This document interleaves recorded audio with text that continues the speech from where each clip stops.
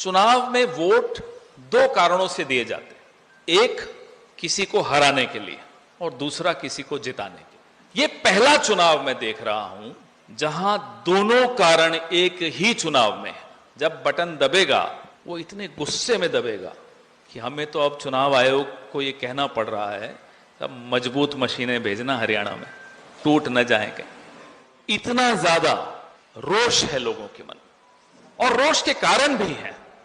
Bharatiya Janata party Haryana में ऐसा लगता ही नहीं है कि कोई पार्टी है, ऐसा लगता है कि कठपुतली का एक मंच है जिसके धागे दिल्ली में हैं।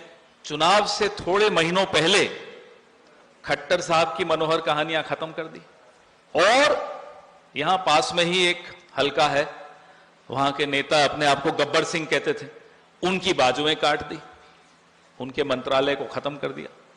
अब वो अकेले अंबाला में घूमते हैं। एक ऐसा नेता जो मंच पर सुबक सुबक कर रोता है, और हमारे दिल्ली के पास के एक नेता है हरियाणा में, गुड़गांव में, वो तो सार्वजनिक मंच से कहते हैं, भाजपा के नेता हैं, मंत्री हैं, सार्वजनिक मंच से कहते हैं कि इस पूरे इलाके का भारतीय जनता पार्टी ने सत्यानाश कर दिया। कि जो प्रभारी बनाया, विप्लव देव जी को भी बुलाया सह चुनाव प्रभारी, वो सरेआम अहीरों को गाली दे देते हैं, जाटों को गाली दे देते हैं, पंजाबियों को गाली दे देते हैं। आप सह प्रभारी हैं, संवैधानिक पद पर बैठे हैं, मुख्यमंत्री हैं एक राज्य के, संविधान की शपथ लेकर हैं, उसके बाद आप इस तरह की अपमानजनक बातें करते हैं। यह सब क्या बताता है? यह सब ये बताता है कि अब उनके सामने कुछ करिकुलम है ही नहीं, पाठ्यक्रम है ही नहीं, मालूम ही नहीं क्या बात करनी है।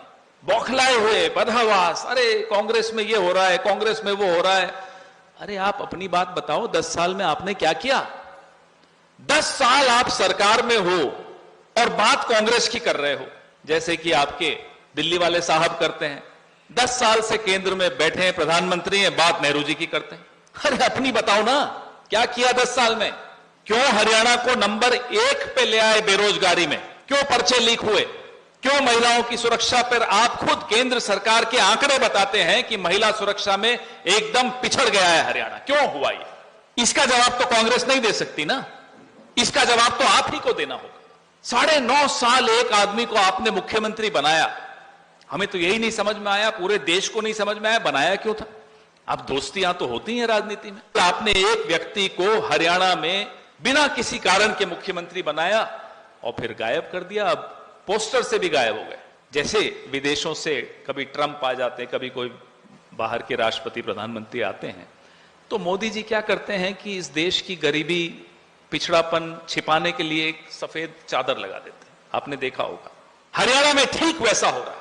चुनाव आने से पहले एक सफेद चादर लगा दी, खट्टर साहब आउट, एक और मुख्यमंत्री ले आए।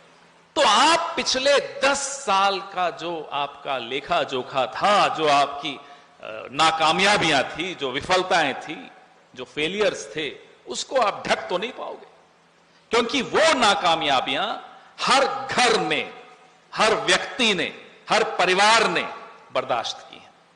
जिस परिवार में कोई बेरोजगार है वो समझता है कि ये 10 साल का खामियाजा भुगत रहा है इस सरकार का।